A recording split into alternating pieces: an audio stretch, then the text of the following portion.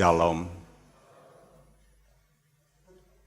Dari waktu ke waktu mungkin kita tidak merasakan apa yang terjadi seperti ulat yang ada di kepompong. Selama 3 minggu dia berada di kepompong itu. Dari hari ke hari orang lain tidak melihat apa yang terjadi. Kenapa, Sku? Rahasia. Begitu juga kehidupan kita, Sku. Kalau sudah memuji Tuhan, dengar firman Tuhan, saudaraku, orang lain mungkin belum melihat, tapi saudaraku ada perubahan yang pelan-pelan, internal, dari dalam nanti mengubah hidup kita. Sehingga satu kali kita bisa kuat berdiri tegak dalam kekudusan. Saudara, menjadi orang Kristen harus mempunyai tujuan untuk menjadi kudus. Ini tidak bisa ditawar. Kalau saudara ingin masuk surga, maka ini adalah keharusan, kewajiban. Ya, jikalau kita menolak ini, kata Tuhan, kita menolak Allah yang kudus. Jadi kita mesti mengerti. Dan untuk bisa berdiri tegak dalam kekudusan ini seperti papan-papan yang ada di bait Allah. Ya. Dalam Keluaran 26 ayat 15 dan 16, mari kita baca bersama-sama ayat ini, 2 ayat ini, 2, 3. Haruslah engkau membuat untuk kemah suci papan dari kayu penaga yang berdiri tegak. 10 hasta panjangnya satu papan dan 1,5 hasta lebarnya tiap-tiap papan. Iya, 10 hasta panjangnya satu papan dan lebarnya itu 1,5. Saya ada koreksi sedikit, minggu lalu saya tulis 1 hasta itu 54 cm, seyogianya harus 52,4 ya. Nanti kalau sudah baca kamus, 1 hasta ada yang berkata sekian. Memang, dulu itu tidak ada yang namanya paten begitu, ya. Contohnya talenta. Talenta itu ada yang berkata sekian, ada yang berkata sekian, ada yang berkata sekian. Jadi tidak mempunyai standar secara internasional. Ya, saudara, kalau 1 hasta itu 52,4 cm, maka tinggi dinding dari bait Allah ini 10 hasta, artinya 5,24 meter. Ya, 5,24 meter. Mungkin ya setinggi ini. Ya, jadi cukup tinggi, saudaraku. Tapi bisa berdiri tegak. Padahal papan itu berat. Kenapa? Tingginya 10 hasta, 5 meter, ya, lalu lebarnya 1,5. Wah, itu bukan ringan itu, berat, ya. Namun juga tahan menghadapi angin, karena ditaruh di padang gurun. Nah, hidup kita seperti itu. Bagaimana kita bisa tetap berada dalam kekudusan walaupun kita ini di tengah dunia yang makin lama makin tidak kudus. Di mana angin mulai datang, angin pengajaran, ya, lalu tren-tren dunia yang makin merusak. Dan bukan hanya secara rohani, sudah mendengar ini badai di mana-mana. Ini orang-orang Amerika ini lagi ketakutan bukan main. Karena nanti Kamis malam Jumat begitu akan badai hujan yang sudah diprediksi gitu, akan terjadi sesuatu yang besar. Dan itu Tuhan sudah katakan. Jadi kita menghadapi hari-hari akhir ini tidak mudah. Sulit, sukar, baik secara jasmani maupun juga rohani. Tapi kita mesti teguh berdiri, kokoh. Nah, bagaimana kita bisa teguh berdiri kokoh seperti papan-papan ini? Ya, kita baca Filipi 1 ayat 27 bersama-sama 2, 3. Hanya hendaklah hidupmu berpadanan dengan Injil Kristus, supaya apabila aku datang aku melihat, dan apabila aku tidak datang aku mendengar, bahwa kamu teguh berdiri dalam satu roh, dan sehati sejiwa berjuang untuk iman yang timbul dari berita Injil. Ya, kamu teguh berdiri. Dan ini perlu perjuangan. Karena kita sudah mendapat iman yang timbul dari berita Injil. Saudaraku, sebelum kita menjadi orang Kristen, kita tidak pernah memikir ada satu kehidupan yang kekal, nanti mendapat mahkota setelah mati. Itu abstrak bagi kita. Kita dulu itu anggap itu khayal. Masa iya setelah mati? Biasanya kita dulu berpendirian mati habis perkara selesai. Tapi sekarang tidak. Kita mengenal Injil seperti Yesus.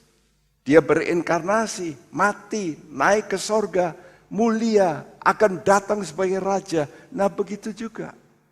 Jadi kita mesti mempunyai iman yang timbul dari berita Injil. Itu namanya gospel faith. Imannya Injil. Nah, iman Injil ini harus punya standar Injil. Jadi kalau kita punya iman Injil, maka kita mesti mempunyai standar Injil. Dan kalau standar Injil pasti tegak.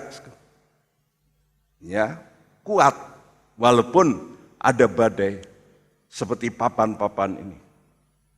Karena itu kita mesti punya ukuran iman yang Tuhan bisa ukur ini loh. Kamu mesti begini nih. Ya. Saudara, dalam hidup ini kan saudara, hidupmu kan mesti ada namanya nilai. Kalau kita sekolah, saudara belajar, nanti dikasih nilai. Nilaimu berapa? Kalau 5 nggak bisa lulus. Ya sekarang model A, B, C, D. Kalau E, habis deh.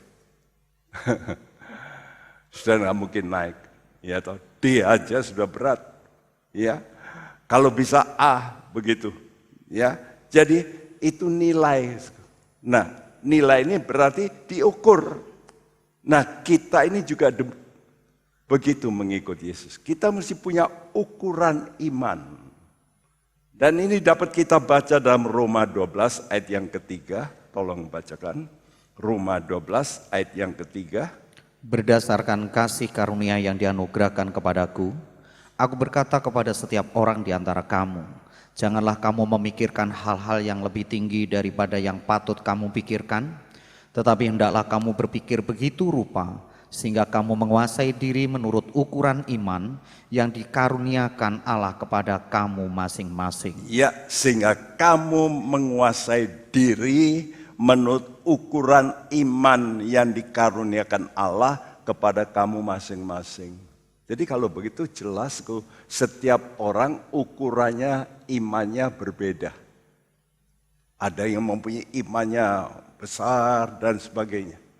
Ya, dan ini dikaruniakan. Kalau dikaruniakan kita bisa minta ukuran itu bisa dipertajam, diperluas. Karena ini dikatakan dikaruniakan. Memang segala perkara dari Tuhan itu karunia. Karena itu mari ukuran iman kita ini mesti kuat. Supaya menghadapi badai kita bisa tahan. Nah, Tuhan memberikan dalam kemah sembahyang ini loh ukuran iman yang kamu harus punyai. Tadi kita membaca bahwa ukuran daripada papan kemah suci ini panjangnya 10 hasta. Lebarnya 1,5 atau 3 dibagi 2. Kenapa toh Tuhan kok bikin ukuran-ukuran begitu? Ya, sebagai arsitek tentu setiap gedung mempunyai maksud. Kalau dibuat begini, buat begitu. Contohnya kalau sudah datang ke rumah orang ada trapnya berapa, itu karena dia kasih simbol. Ya, simbol. Nah, begitu juga Tuhan. Dia bikin rumah Allah, di dalam rumah Allah ini ada simbol-simbol yang tersembunyi. Kalau orang tidak mengerti, tidak ngerti. Kalau Anda datang ke rumah orang, sudah lihat jendelanya sekian, saya pikir, tapi itu yang bikin desain itu ngerti. Ini maksudnya begini, ini maksudnya begini. Nah, begitu juga waktu dia merencanakan kemah suci ini. Papan ini tingginya 10 hasta, lebarnya 1,5 hasta. Dia menyembunyikan rahasia di situ. Seperti Tuhan kalau bicara Yesus dalam perumpamaan-perumpamaan seperti Matius 13 ayat 11, yuk kita baca sama-sama 2, 3. Kepadamu diberi karunia untuk mengetahui rahasia kerajaan sorga, tetapi kepada mereka tidak. Iya, itulah sebabnya hamba-hamba Tuhan menyelidiki ya, sampai angka-angka, sampai nama-nama. Itu semua punya arti. Bahkan bintang-bintang yang Tuhan buat itu Tuhan kasih nama loh. Dan itu semua punya arti. Ya, Allah kita sebagai pencipta luar biasa. Dalam desainnya itu dia sudah merencanakan begitu rupa sehingga kalau kita bisa mengerti, waduh, Tuhan ini luar biasa. Karena itu berjuta-juta pendeta membahas ini. Ini loh, buku sekian ini. Nggak habis-habis. Dahsyat ya. Kenapa? Karena di dalamnya itu banyak rahasia-rahasia yang tersembunyi. Nah, karena itu orang-orang yang cinta kepada Tuhan, dia minta pada Tuhan, Tuhan coba dibuka supaya saya tahu. Apa tahu rahasianya? Kita tahu 10 itu dalam bahasa rohani mempunyai arti kesempurnaan hukum ilahi. 7 itu juga sempurna. Tapi sempurna dalam arti harmonis. Kenapa begitu? Karena not itu do, re, mi, fa, sol, la, si. Cuma 7. Tapi itu bisa membuat harmonisasi yang luar biasa. Nah, 10 itu juga sempurna. Tapi sempurna dalam hukum. Kenapa hukum? Karena hukum Taurat itu berisi 10 hukum. Nanti sudah baca Alkitab dalam Keluaran 20, ada 10 hukum Allah. Ya. Dalam Mazmur 19 ayat 8 dikatakan Taurat Tuhan itu sempurna, perfect. Ya. Jadi Tuhan itu mempunyai kesempurnaan dalam harmonisasi. Karena itu kalau saudara ikut Tuhan dengan betul, hidupmu itu akan harmonis. Suami dan istri bisa diatur Tuhan sehingga harmonis walaupun beda. Contohnya harmonis ini do, mi, so, do. Nah itu harmonis. Kalau digabung do, mi, so, do. Bagus. Tapi coba kalau saudara do sama si, saudara pijet. Gak enak rasanya kreng. Ya, hidup manusia sama. Kalau sudah dipimpin Roh Kudus, karena 7 itu angka Roh Kudus juga. Roh Kudus, kalau sudah nurut Roh Kudus, saudara hidupmu pasti harmonis. Kenapa kita tidak harmonis? Ya karena tidak mau menurut Roh Kudus. Kita menurut daging. Mau kita, tak pikir. Nah itu, saudaraku. Mungkin pikiranmu kamu rasa benar. Karena itulah 10 ini dapat sudah lihat di tangan saudara. Coba dilihat jarinya berapa, saudara. Ada yang 13 atau 9. Kalau begitu pasti cacat, betul? Yang normal itu semua 10. Tangan ini untuk apa? Untuk bekerja, berbuat. Jarinya 10. Jadi Tuhan itu mengingatkan, kalau kamu melakukan, ingat loh. Kamu itu melakukan harus menurut hukum Tuhan. Kalau tidak, nanti kamu akan mengalami yang namanya crash. Begitu juga kaki kita. Jarinya 10. Dan kaki itu di mana saudara berdiri. Itu aja pendirianmu juga harus menurut hukum Allah. Jadi baik perbuatan maupun pendirian itu harus menurut hukum Allah. Nah, itu 10. Kalau 1,5 apa? 1,5 itu 3 dibagi 2. Dan itu mempunyai artisku mengikuti jalan Yesus. Kenapa begitu? Karena angka 3 itu adalah angka Tritunggal Allah. 3 pribadi Allah. Kalau 2 itu angkanya Tuhan Yesus. Dia pribadi yang kedua. Jadi Allah mau menjadi manusia. Ya. Nah, orang yang percaya itu harus taat supaya bersedia mengikuti jalan yang ditunjukkan Tuhan. Jalan Tuhan adalah jalan inkarnasi, mengosongkan diri. Allah nitis jadi manusia. Nah ini namanya memotong. Memotong kehendak. Ya, 3 dibagi, nah itu dipotong. Jadi 2. Karena itu kalau saudara, suami dan istri, itu 2. Betul? Bagaimana supaya bisa menjadi 1? Ya mesti dipotong.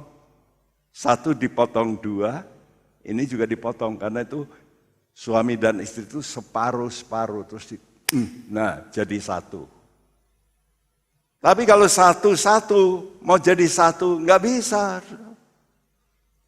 Karena itu kepribadian kita ini mesti berani yang namanya disangkali. Karena itu mengikut Yesus berarti menyangkal diri dan pikul salib. Jadi potong. Kenapa hidupmu itu kok tidak bisa bahagia? Karena kamu tidak mau memotong karakter yang jelek, yang tidak berkenan sama Tuhan. Itu engkau pertahankan. Selama engkau berkata, ya kamu mesti nerima saya, ya saya ini begini. Nah kalau saudara ngotot begini terus, nah dia juga berkata, ya aku juga begini. Halo, kapan ketemu? Nggak akan ketemu. Benar. Semua orang merasa dirinya benar.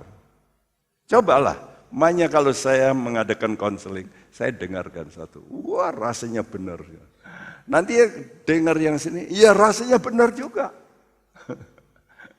Jadi dua-dua benar, tapi kok ribut. Nah itu aneh. Betul enggak sih? Kalau benar kenapa ribut? Karena tidak mau dipotong. Jadi ukuran 1,5 hasta itu dapat kita lihat di dalam kemah suci, dalam beberapa perabot kemah suci. Yang pertama, perabot pertama kita melihat ukuran 1,5 hasta itu ada di mezbah korban bakaran. Ini gambar daripada mezbah korban bakaran. Kita sudah menerangkan ini ya, di mana korban-korban dibakar. Ini tingginya kalau sudah baca itu 3 hasta ya. Nanti sudah baca di dalam lembaran dan coba nanti lihat di rumah ya ayat-ayatnya. Tingginya 3 hasta. Tapi di tengah-tengah di sini dikasih jala-jala untuk supaya kalau bakar abu-abunya bisa turun ke bawah. Karena itu ditaruh. Nah ditaruhnya itu persis setengah ini. Setengah. Jadi tinggi 1,5 ini ada pada kisi-kisi. Ya, great. Ya, ada lubang-lubangnya. Jala-jala tembaga dari mezbah korban bakaran. Di mana di situ dibakar korbannya. Sekali lagi, itu namanya dipotong, korban. Ya, jadi luar biasa. Tuhan itu mendesain ukuran-ukuran supaya kita melihat, oh itu toh maksudnya. Jadi tempat korban-korban dibakar, mezbah korban bakaran, itu melambangkan korbannya Yesus di atas kayu salib. Waktu dia menjadi manusia, dia jadi korban. Untuk apa? Menebus kita. Jadi kalau begitu, mengikuti jalan Tuhan, itu harus mengikuti jalan korban. Namanya salib. Nah ini yang Tuhan ingin supaya saudara itu ngerti. Kalau sudah mau menjadi orang yang baik, itu mesti berani korban. Bukan hanya korban duit. Terus. Yang sukar itu bukan duit. Yang sukar ini loh, kemauanmu itu. Makanya kenapa dua orang itu tidak bisa bersatu? Karena kemauannya tidak mau dipotong. Mempertahankan pendapat. Nah itu terus kalau begitu menjadi masalah. Karena itu yang pertama, ukuran 1,5 hasta ini menunjukkan apakah Anda berani berkorban untuk memotong kehendak Anda. Seperti Yesus, dia berkorban menjadi manusia. Tidak mudah. Yang kedua, ukuran 1,5 hasta juga kita lihat di meja roti pertunjukan, disebut meja roti pertunjukan, ya, the table of shewbread, karena roti ini mau ditunjukkan, dan ukurannya tingginya juga 1,5 hasta, ini, dan di sini ada roti, di kemah sembahyang itu, disusun begini 6. Jadi jumlahnya berapa? 12 roti tapi disusun 6. Kalau 6 ini digabung jadi 66. Alkitab kita ini isinya dari Kejadian sampai Wahyu, nanti saudara total itu 66. Loh, kok bisa begitu ya? Jadi Tuhan ini bikin kemah suci itu Tuhan kasih rahasia-rahasia, lalu berjalannya waktu, orang-orang menyeleksi mana yang betul-betul firman Allah. Sebab pada zaman dulu ada sidang yang namanya Nisea. Itu ahli-ahli teologi berdebat, oh ini mau masuk, ini dimasukkan, ini ya kelihatannya betul. Tapi dipimpin oleh Roh Kudus ditolak. Karena itu di sini orang Kristen beda di sini dalam buku Alkitab dengan Katolik misalnya. Katolik ada tambahan lagi, 10 lagi. Lalu gereja Mormon itu ada tambahan lagi. Ya. Jadi beda di situ. Tapi kalau sudah lihat di sini kita membaca berapa? 66. Kok bisa persis? Nah, ini namanya Tuhan sembunyikan. Ya. Meja roti pertunjukan ini menunjukkan bagaimana persekutuan kita dengan Tuhan sebagai roti kehidupan. Yaitu firman Allah. Kalau engkau bersekutu, maka terjadi yang namanya kesempurnaan pemerintahan ilahi. Kenapa? Karena angka 12 itu angka juga sempurna. Jadi 7 juga sempurna, tapi sempurna dalam arti harmonis. 10 sempurna juga, tapi sempurna dalam arti pemerintahan hukum. 12 juga sempurna, tapi dalam arti pemerintahan, government. Karena itu Tuhan waktu memilih untuk murid-murid jumlahnya berapa? 12. Nah, jadi pemerintahan Allah itu nanti ada di Yerusalem. Nanti saudara baca dalam Wahyu 21. Nanti saudara akan menemukan angka 12. Ada 12 pintu gerbang, ada 12 permata, dan banyak angka 12 ditulis. Ya, aneh, saudaraku. Bahkan ukurannya juga kota Allah itu nanti 12.000 stadi, artinya 12.000 mil. Widuh, panjang. Ya, 1.200 mil. Ya, saudara. Nah, angka 12 kita juga lihat di mana, di konstelasi bumi kita. Bumi kita ini, ada namanya planet-planet tertentu yang membuat bumi kita ini bisa gantung, karena ada daya tarik satu sama lain. Dan di situ ada 12 planet yang lain mengelilingi. Karena itu orang pakai bintang-bintang, ya toh? Saudara kalau pergi ke orang pandai itu pakai bintang-bintang. Kamu lahirnya bulan apa? Oh, bintangmu Pisces, bintangmu Cancer, bintangmu Sagittarius. Berapa jumlahnya? 12. Orang Tionghoa pakai apa? Show mbak, show.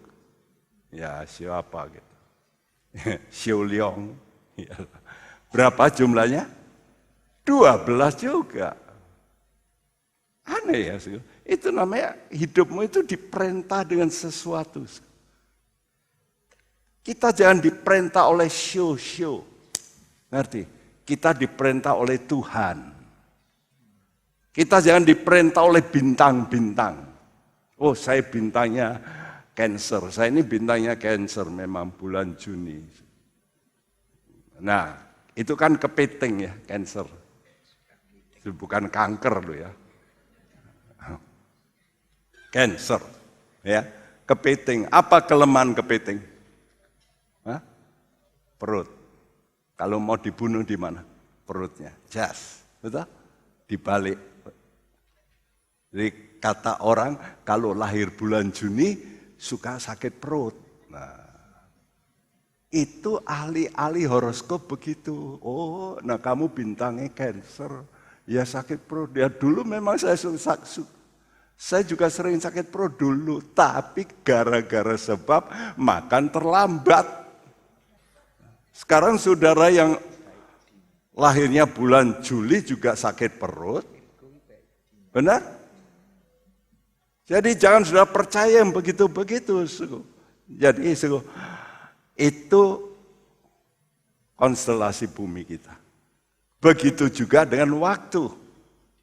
Sudah lihat waktu di dunia kita ini? 1 tahun berapa bulan? 12. Nah jam saudara itu berapa? Jamnya? 12. 1 jam berapa? 60 menit. 12 kali 5. 1 menit berapa? 60 detik. 5 kali 12. Loh, 12 lagi. Benar enggak? Jadi betul-betul dunia kita ini dikontrol dengan angka 12. Begitu juga di tahta Allah. Kalau nanti saudara baca dalam Wahyu 4, ada 24 tua-tua nanti di sorga. yang mengelilingi tahta Allah. Jadi ini bukan sembrono Tuhan menetapkan. 12 itu kesempurnaan pemerintahan ilahi. Coba diulangi, saudara ingat-ingat 7 adalah kesempurnaan apa? Harmoni. Keharmonisan. 10 adalah kesempurnaan hukum. 12 adalah kesempurnaan pemerintahan. Wih, jadi angka-angka itu semua punya arti dalam Alkitab. Ini yang kedua, ukuran 1,5 hasta. Nah yang sama lagi satu yaitu tabut perjanjian. Ini tabut perjanjian. Tabut perjanjian itu panjangnya 2,5, lalu lebarnya 1,5, tingginya 1,5. Ya, dan ini tabut ini merupakan kiasan dari persekutuan yang sempurna dengan Kristus sebagai mempelai. Gerejanya itu dilambangkan sebagai petinya, Kristus sebagai tutupnya ini yang ada 2 kerub ini. Ya, orang Jawa bilang tumbuh oleh tutup, nah, begitu. Nah kita dengan Tuhan mesti begitu. Persekutuan kita itu seperti itu, tumbuh dapat tutup. Artinya hubungan yang betul-betul rapat, sempurna, luar biasa. Ya, dan kita orang percaya harus menanjak untuk mencapai ini. Ini paling top ini. Dalam hubungan. Kalau saudara menjadi anak, hubunganmu tidak seperti istri. Anak bisa meninggalkan, betul? Tapi kalau istri dan suami tetap satu. Orang tua bisa meninggalkan, tapi istri tidak. Nah, karena itu saudaraku, ini penting sekali. Karena itu jaga namanya hubungan suami istri ini sangat penting. Ya. Nah, papan-papan dari kayu penaga ini dipilih oleh Tuhan. Dari sekian pohon-pohon penaga, ini yang beruntung karena yang lain nanti akan dijadikan kayu bakar, kayu untuk lain-lain, kayu mebel, kayu untuk ganjel dan sebagainya. Tapi kalau kayu penaga pilihan itu menjadi bagian dari rumah Allah. Ya. Yang menjadi benteng di sini, benteng kekudusan, kesucian. Kenapa? Yaitu karena kita memiliki iman dari berita Injil yang penuh, yang utuh. Karena itu di tempat ini saya terus memberikan firman Tuhan yang komplit. Saya tidak hanya memberikan bagaimana engkau bertobat, yuk diundang altar call bertobat, tiap kali gereja diundang lagi ya, yang datang ke depan altar call ya balik-balik orang itu. Jadi dosa, tobat, dosa. Siapa mau datang bertobat ya datang lagi, tobat lagi. Nanti dalam KKR lagi, ya tobat lagi. Lu kapan toh berhentinya dari tobat? Terus berbuat salah. Tapi kita masih beranjak. Ya, naik terus untuk apa? Untuk menjadi sempurna. Nah, untuk itu perlu Injil, namanya Injil seutuhnya, full gospel. Ya. Nah, Tuhan ingin supaya itu disampaikan tentunya oleh pemberita yang memberitakan sepenuhnya Injil Kristus. Paulus berkata dalam Roma 15, I have fully preached the gospel of Christ. Saya sudah menyampaikan secara penuh.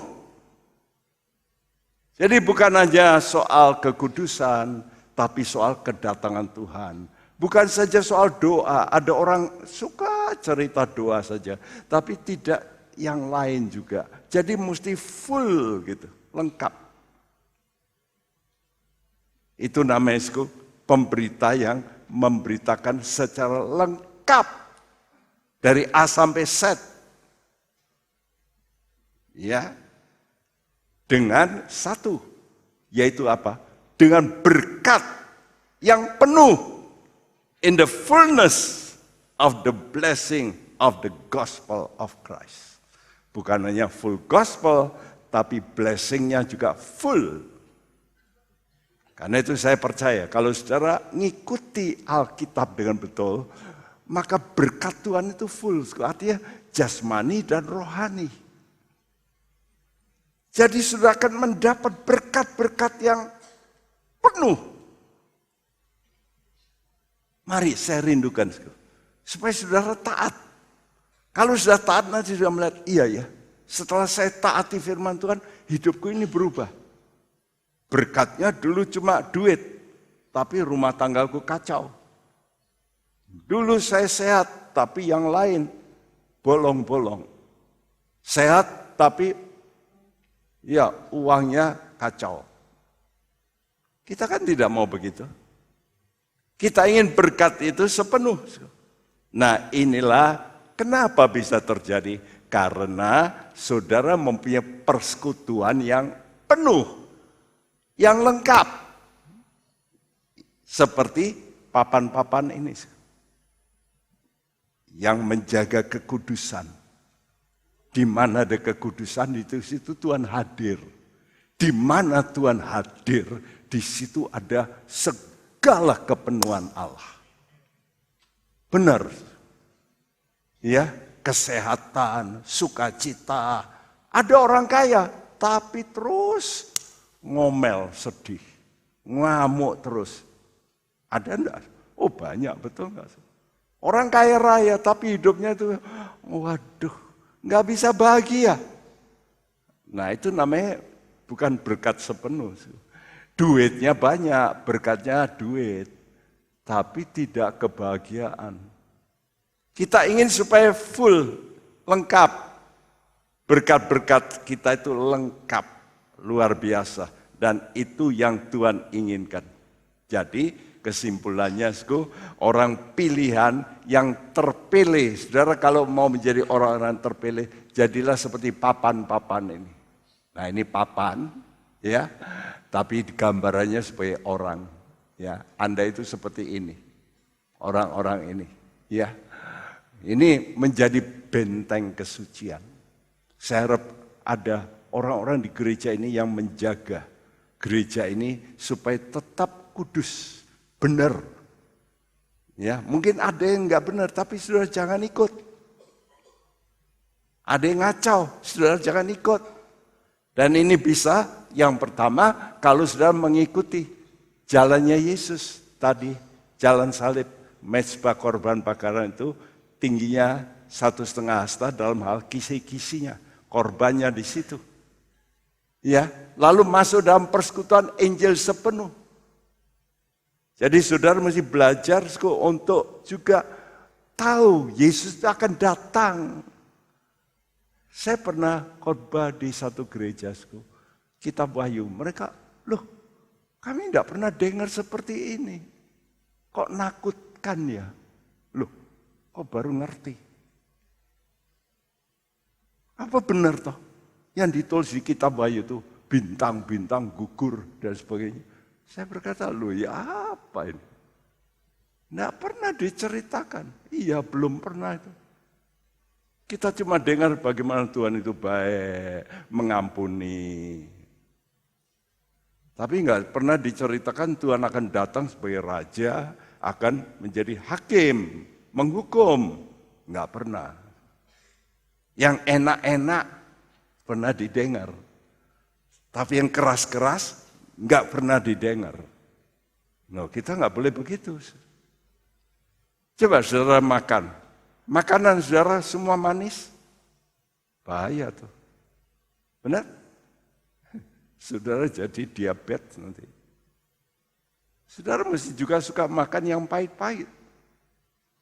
Itu obat. Karena itu mesti komplit. Jadi kita mesti masuk dalam persekutuan firman yang penuh. Yang ketiga, saudara mesti mempunyai kedambaan, kerinduan untuk mengalami persekutuan yang komplit dengan Kristus. Itu digambarkan seperti mempelai hubungan kita dengan Tuhan. Nah, ini penting sekali. Ya. Nah, kita melihat kenapa papan ini yang tingginya 5 meter bisa berdiri tegak. Ada 2 alasan. Alasan pertama yaitu papan-papan ini bergandengan. Kenapa bisa bergandengan? Sebab ini, sudah lihat ini. Papan ini dengan papan ini ada namanya pasaknya di sini. Dikasih tangan, yang satu lobang. Jadi satu sisi, papan itu lobang, sisi yang lain ada tangannya. Supaya bisa diklik. Ya. Itu biasanya tukang kayu yang bikin ya, bisa persis. Wah. Dan tidak goyang. Itu biasanya kalau saudara beli perabot knockdown, betul? Itu ada itu. Pentolannya itu. Lalu yang lain ada lubangnya, lalu digandeng. Nah, kenapa bisa? Yang pertama alasannya seperti ini. Coba kita baca. Keluaran 26 ayat 17, 2, 3. Tiap-tiap papan harus ada 2 pasaknya yang disengkang satu sama lain. Demikianlah harus kau perbuat dengan segala papan kemah suci. Nah, kata pasak ini dalam bahasa Ibrani adalah yad. Yad itu tangan mestinya. Ya, tapi kayu ada tangannya. Nah, kalau kayu ada tangannya itu kok enggak lucu gitu ya. Jadi pasak. Ya. Tapi itu mestinya kata aslinya mempunyai arti tangan. Jadi seperti ini gambarnya. Papan-papan itu menggambarkan kita yang harus bergandengan tangan.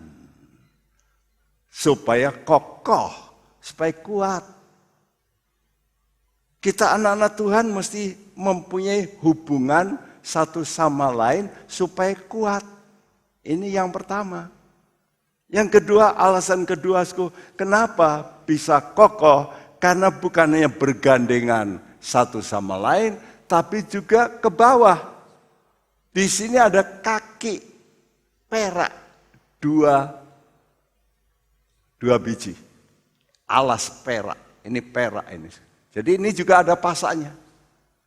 Ya, coba kita baca di sini Keluaran 26 ayat 19 mulai 2, 3 dan haruslah kau buat 40 alas perak di bawah ke-20 papan itu, 2 alas di bawah 1 papan untuk kedua pasaknya, dan seterusnya 2 alas di bawah setiap papan untuk kedua pasaknya. Ya, karena itu kalau saudara baca Alkitab begini, pasak-pasak opo lah, aku bukan tukang kayu. Makanya jadi apa? Ngantuk, betul? Jadi kalau saudara baca Alkitab cuma isinya begitu, saudara, apa ini aku enggak mudeng, aku enggak ngerti. Tapi kalau sudah dijelaskan, oh gitu. Jadi punya nilai rohani. Makanya kalau saudara bisa menggali nilai rohani, saudara enggak ngantuk, malah melek.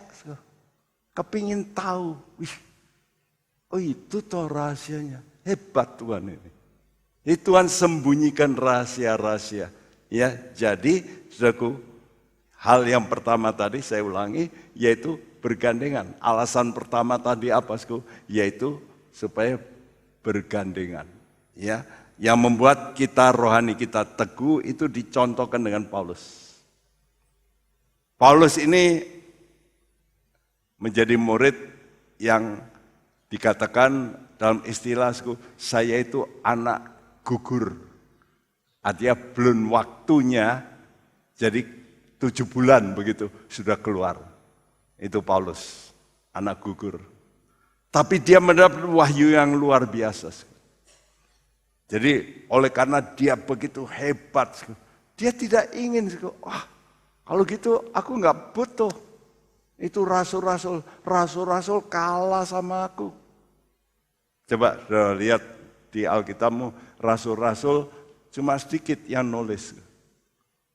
Paulus paling banyak. Kenapa sih? Karena dia mendapat wahyu yang spektakuler, yang tidak dikasih sama rasul yang lain. Paling banyak, tapi dia tidak kata, kalau gitu aku bikin sendiri. Ya, aliran baru, supaya aku punya pengikut sendiri, tidak gandeng sama rasul-rasul. Enggak. Ini sifat daripada Paulus. Dia tahu bahwa rasul-rasul itu juga adalah orang pilihan Tuhan. Walaupun dia mendapat wahyu yang lebih. Ya, nah ini seperti papan-papan tadi. Papan-papan ini perlu gandeng satu sama lain. Coba kalau satu berdiri begini, walaupun dikasih alas, tapi tidak gandeng yang lain, kena angin, ambruk. Tapi karena digandeng, kuat, ya, sehingga Paulus menemui rasul-rasul. Jadi inisiatif siapa? Paulus. Bukan rasul-rasul yang cari kepada Paulus, wah dia hebat ya, ayo kita cari. Enggak, ini orang baru yang dikasih Tuhan hikmat luar biasa mencari rasul-rasul. Ya mereka ketemu, Galatia 2 dikatakan mereka berjabatan tangan. Tangan lagi. Ya. Jadi supaya ternyata memang ada perbedaan. Kenapa berbeda? Karena Paulus mendapat wahyu yang baru, yang kadang-kadang suka dimengerti oleh rasul-rasul. Akhirnya disinkronkan, diceritakan, oh kalau gitu ya memang sama-sama dari Tuhan, nyambung. Wah, ini penting. Jadi kita ini juga begitu ya, kalau ada orang baru yang mungkin lebih hebat dari kita jangan cemburu, jangan. Kalau sudah baca misalnya Apolos itu orang baru, wah hebat juga. Paulus enggak cemburu, enggak. Masing-masing Tuhan kasih. Jadi orang-orang pilihan Tuhan itu dapat berdiri teguh dalam kekudusan kalau mereka berusaha melakukan persekutuan yang kudus. Gandengan tangan. Karena itu saudara mesti merindu untuk enggak boleh menjadi orang Kristen itu berdikari sendiri. Oh saya bisa sendiri. Nah, bahkan seperti bisnis. Oh yang lain tak sikat dagangannya. Makanya sekarang kalau sudah lihat bisnis kan begitu ya. Yang kecil-kecil dia habisin semua. Jadi wah habis deh. Toko-toko sekarang yang bisa bertahan mart itu. Betul? Yang kecil-kecil, wah gulung tikar. Mart sekarang ada lagi online. Kan gitu ya, saingan terus. Tapi dalam Tuhan tidak boleh ya. Kita harus apa? Menyatu. Mari, dengan siapa kita mesti menyatu? Mazmur 119 ayat 63 sama-sama 2-3. Aku bersekutu dengan semua orang yang takut kepadamu dan dengan orang-orang yang berpegang pada titah-titahmu. Iya, kepada siapa saudara itu betul bersahabat, bersekutu dengan semua orang, namun kriterianya yang takut sama Tuhan. Ya, jadi jangan sama semua orang, tapi tidak takut sama Tuhan.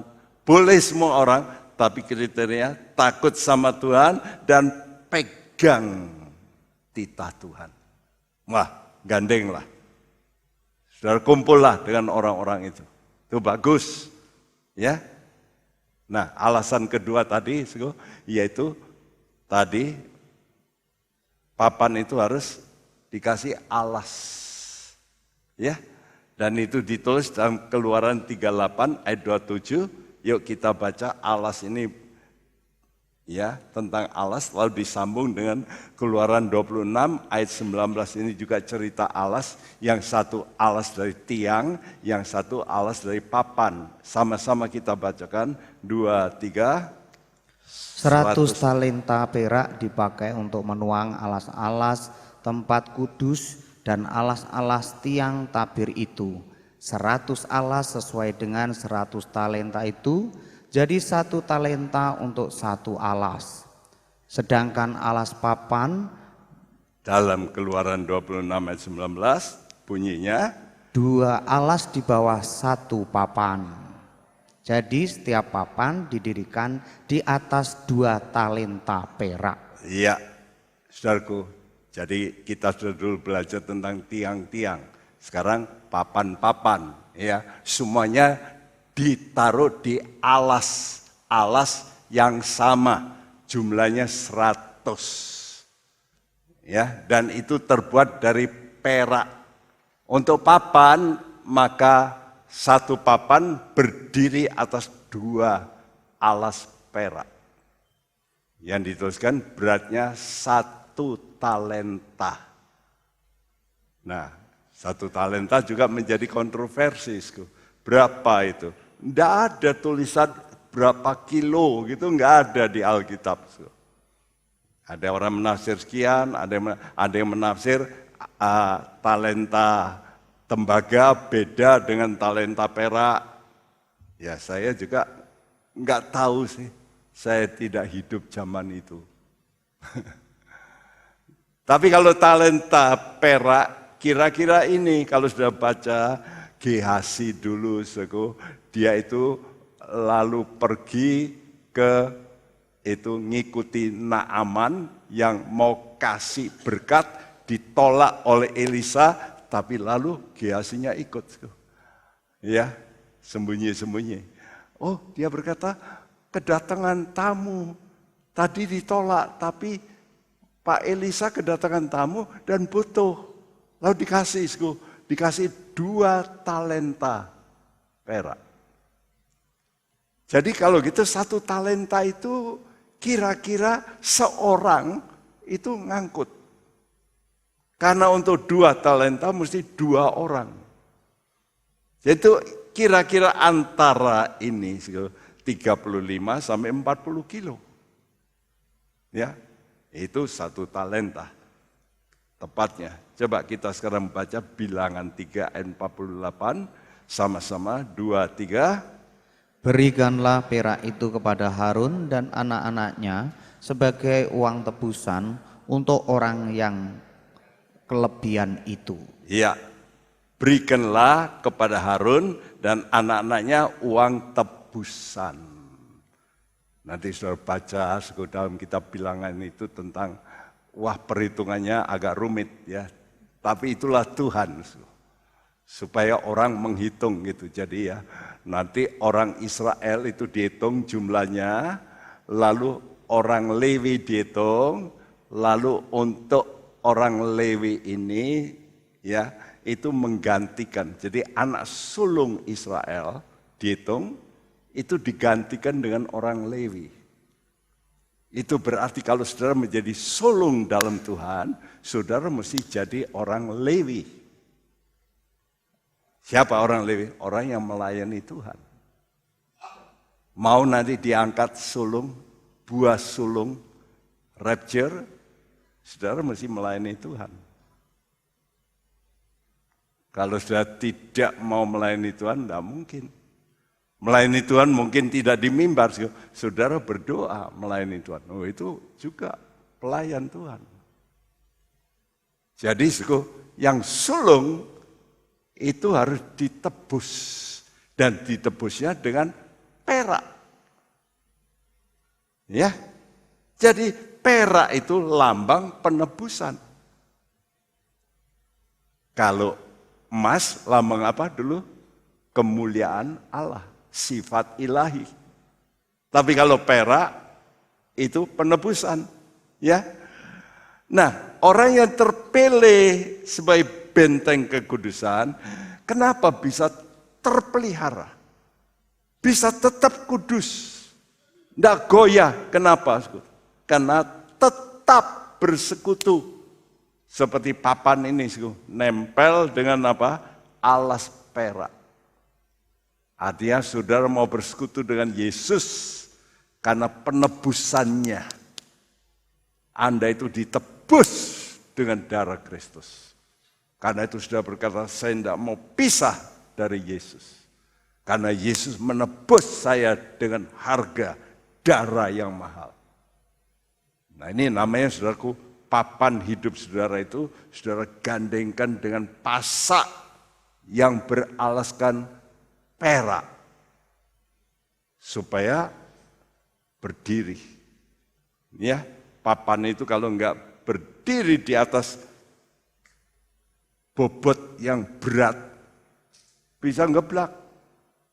Ini berapa ini? 2 talenta ini kurang lebih, 90 kilo ini di bawah ini. Bandulnya bawah ini. Untuk menahan papan ini. Ya, begitu juga hidup kita ini harus betul-betul terpancang pada salib Tuhan. Korbannya Yesus. Karena itu Paulus memperingatkan jemaat Galatia supaya mereka jangan seperti beberapa orang di Galatia yang bergeser. Dulunya betul-betul rohani, tapi kemudian tidak. Coba kita baca Galatia 3 ayat 1, sama-sama 2, 3. Hai orang-orang Galatia yang bodoh, siapakah yang telah mempesona kamu? Bukankah Yesus Kristus yang disalibkan itu telah dilukiskan dengan terang di depanmu? Hai orang Galatia yang bodoh. Kenapa bodoh? Nanti sudah baca ayat berikutnya. Kamu yang memulai dengan roh, mengakhiri dengan daging. Kok bisa ya? Bisa. Anak Tuhan juga begitu. Waduh, dulunya kencang. Waduh, cinta Tuhan, suka berdoa, suka baca Alkitab. Tapi lalu, ya melempem kembali. Kenapa? Karena salah satu sudah tidak bersekutu dengan teman-temanmu yang bisa membangun engkau. Engkau lagi lemes, engkau tidak suka kumpul lagi. Lihat aja, orang-orang yang sudah enggak ke gereja, males-males. Lama-lama apa? Redup. Itu yang pertama. Jadi saudara mesti gandeng. Seperti papan-papan ini. Gandeng satu sama lain dengan pasak. Lalu apa? Papan-papan ini berdiri di atas alas perak. Tadi kita tahu perak adalah lambang penebusan. Saudara mesti berdiri atas penebusannya Yesus. Engkau tahu, engkau bisa menjadi orang yang nanti akan masuk surga itu karena korban penebusan Yesus. Engkau mesti berkata, saya enggak mau lepas dari Yesus. Saya tidak boleh lepas, saya harus tertancap pada korbannya Yesus. Karena itu kita mesti ingat selalu korbannya Yesus. Karena itu kita bikin apa? Perjamuan suci. Untuk apa? Untuk mengingatkan lagi korbannya Tuhan Yesus. Nah, kan itu saudaraku, orang-orang pilihan Tuhan yang dapat beri teguh dalam kekudusan, itu adalah orang-orang yang tetap bersekutu dengan Yesus. Kenapa? Karena menghormati Yesus sebagai penebus yang sudah membayar dosa-dosa kita, bukan dengan perak, bukan dengan emas, tapi dengan darah. Kita mesti, Tuhan, saya tidak akan lupakan korbanmu. Jadi ingat ya, 2 hal. Jaga apa? Persekutuan. Dengan teman-teman rohani. Jangan teman-teman yang suka, ya enggak benar. Tadi katakan, aku bersekutu dengan semua orang yang apa? Takut akan Tuhan. Dan yang memegang titamu. Jadi kumpullah. Kenapa banyak orang bisa kembali murtad? Karena kumpulannya salah. Itu jelas. Yang kedua, karena dia tidak pikirannya tidak kembali kepada Kristus yang tersalib. Jadi kita mesti ingat selalu salib Tuhan yang sudah membayar dosa kita. Itu harganya mahal. Kita mesti berkata, Tuhan, enggak layak kalau aku berbuat dosa lagi. Aku mau tinggal tetap dalam Tuhan sampai kekal selama-lamanya. Haleluya. Mari kita datang pada Tuhan.